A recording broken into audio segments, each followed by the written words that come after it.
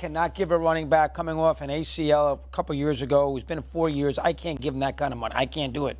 And it's unfortunate because the running back, as Bill Belichick says, there's a bunch of car wrecks that he has to deal with on a week-to-week basis, and these running backs wear out. So $16 million, whatever that guarantee might be, it's a cap issue more so than it is, trying to take care of the player. They got to keep the team together. They have to pay Jones. They don't have to pay Barkley. I would say no to paying him $16 million. Yeah, they tried to negotiate with Saquon during the bye week, and the Giants were rumored to want to be in that $12 to $12.5 million a year on a 4-year deal, and Saquon Barkley wanted around $14 million. There's a big gap there, and I struggle with paying Saquon that type of money, what he's asking for, because there's so many other priorities that the Giants have to take care of before you even get to Saquon. You got to take care of Daniel Jones, but you also got to take care of All-Pro Andrew Thomas, your left tackle. You also have to take care of defensive tackle All-Pro Dexter Lawrence. And think about it from this standpoint. The positions of importance when it comes to winning in the National Football League, the quarterback, the pass rusher, and the offensive line. Left tackle. Those are the guys that you got to take care of. Yep. And that's what the Giants and Joe Shane should be focused on this offseason. I can't afford to pay a running back that's had the injury history that Saquon Barkley has had, top of the market money. It just ain't going to happen. He can haggle about saying it's not Christian McCaffrey or Zeke Elliott, but $14 million is more than Nick Chubb is getting paid. And he ain't a better running back than Nick Chubb. I'm sorry to say it. Nick Chubb was an all-pro this year. So when it comes to the decisions that have to be made, this is a tough one because of what he represents for the organization on and off the field. But Stephen A., you got to be willing to let him walk into free agency. You can't throw the boat at Saquon Barkley. I think both of you need to be drug tested. Something wrong with y'all. You talking about Saquon Barkley? Yeah. Mr.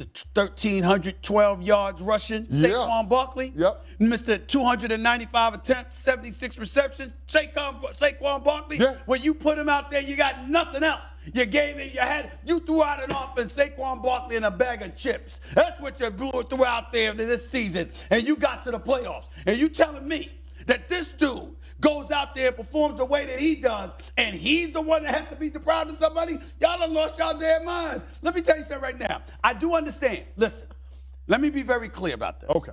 I get the hesitancy, all right, because of the injury, because he plays the running back position, all right? I would say this to you.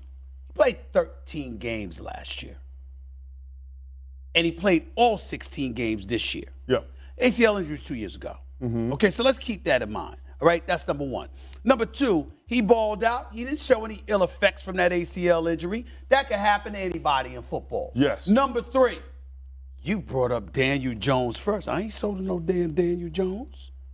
I mean, it was nice he had some moments, but I'm not sold to no Daniel Jones. No, not more than. Now, I do understand that the quarterback position is far more important than the running back position, but I ain't sold on him. And then you talk about free agency and all this stuff. Are we sure who they can get?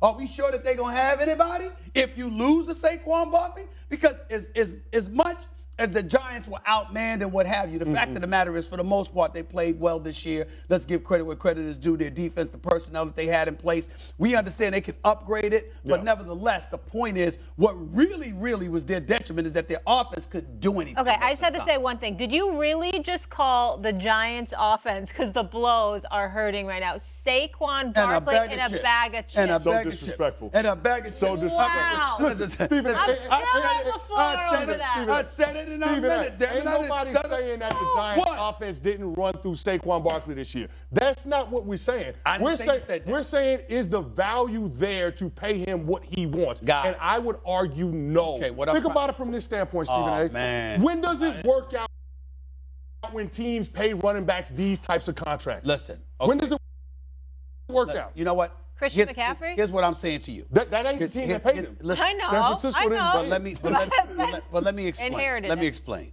I'm very, very guarded. I compartmentalize, and maybe I'm wrong for doing this. I compartmentalize the number from the amount of years. I'm very hesitant on the amount of years.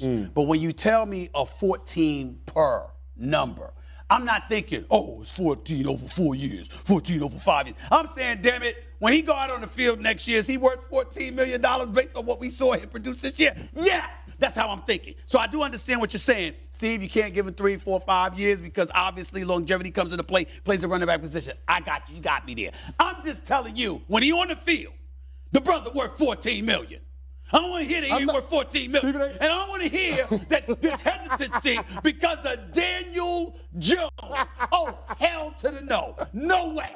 No way. Please. I don't want to hear it. Daniel Jones is lucky. Listen, he's lucky that he's got a coach like Brian Dable, who, by the way, is probably my coach of the year.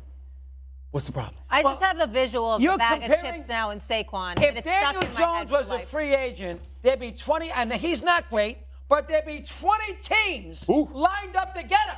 And how many teams would want Saquon Barkley? Not for the $20 million a year. Not 20. Oh my God. I'm sorry, you can't catch now. You can't count now. I said 14, not 20. Carolina would want Daniel Jones. The Saints would want Daniel Jones. Are you sure? Oh, Carolina would want Daniel Jones in a minute. Time out. Hold on, listen. Would Carolina want Daniel Jones after having Sam Darnold there? Yes, they would want him. They look alike. They look alike. You're really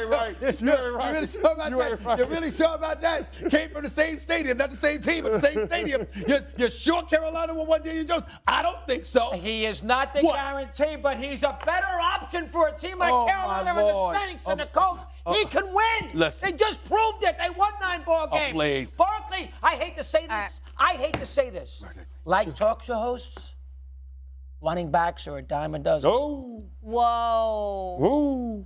I got him there. Step back. I gotta go. Step back. Oh, no. We ain't going after that. You talk to Sam. Not after Sam. You hold Time for a it break. second. Oh, no. Sam, I tried to have self-control. I'm sorry. Control that. We see a whole bunch of people on the Mad Dog channel.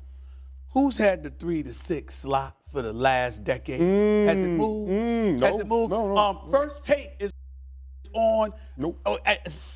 Stephen A. Smith arrived in 2012. Has there been somebody else in this chair since that time? It ain't a dime a dozen, baby. And if there's ever proof of that, it's me and you. You just lied to the American public. Say you're sorry. Say you're sorry right now. Think about that. That's what it was. I don't know what just happened. You know. That was a mic drop. That's what just happened. He knows what happened. Candy, appreciate you. All right, when we come back on this fine program. He knows what happened. Wait till you hear what Bill's star receiver Stephon Diggs. Jalen Hurts, Josh Allen, and Justin Jefferson. Nice to see a non-quarterback in there. Obviously, Jefferson had one of the great seasons we've ever seen from a wide receiver in NFL history. Let's bring it out and talk about it. Dominique Foxworth, and giving you the first vote. Yeah. Well, Jefferson, it's nice to see him in there, but he doesn't stand a chance. I would love for some non-quarterback to win it, but I think it's easy. It's Patrick Mahomes. Yes. Yeah, what he's done, the job that he's done is remade a team. They're winning in a different way. All those other quarterbacks are very good, but we're kind of seeing them on their first run.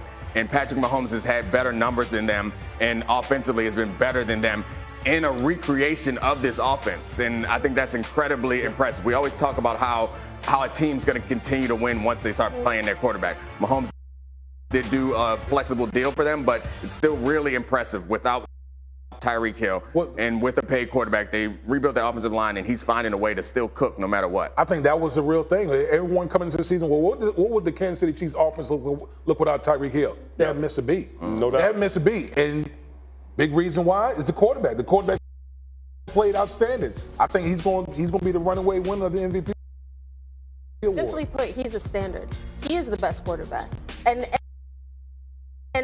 we do end up discounting what Patrick Mahomes can do because he makes it look easy, but we should not do it. What he's been able to do with this offense, with these players, it is impressive. Yeah, I'm not discounting what he can do. This is his 5th straight conference championship game that he's hosting at home. They might as well rename the AFC Championship game the Pat Mahomes Invitational. Yeah. But, I think Pat Mahomes is going to ultimately end up winning it, but it's a shame that Jalen Hurts got hurt in Week 15 in Chicago because I thought he was on pace to win the MVP. He had 35 total touchdowns to only 8 turnovers. Greeny, over the last 5 years, there's only been 3 quarterbacks to have more total touchdowns in the same amount of turnovers or less. That's Pat Mahomes, Aaron Rodgers, and Lamar Jackson. All of those guys got MVP. It felt like it was Jalen Hurts to lose. Unfortunately, he's going to lose it on an injury. His season needs to be celebrated. And I think also Joe Burrow, what he's accomplished so far needs to be celebrated. But we need to stop short of saying that if he wins this weekend, he gonna overtake, because I'm not gonna name any names or point any fingers, but somebody earlier in the show suggested that if Joe Burrow won this weekend, that he then becomes the best quarterback in the league. That there is absurd, because Patrick Mahomes is still the best quarterback. Let me say it this way. Let me say it this way. There's levels to this, right?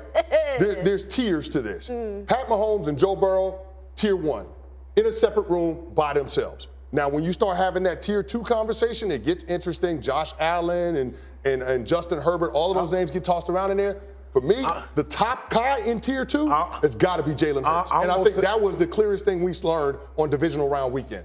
I know you looking crazy and stuff like that, but that boy from Cincinnati is a stone cold killer. Yeah.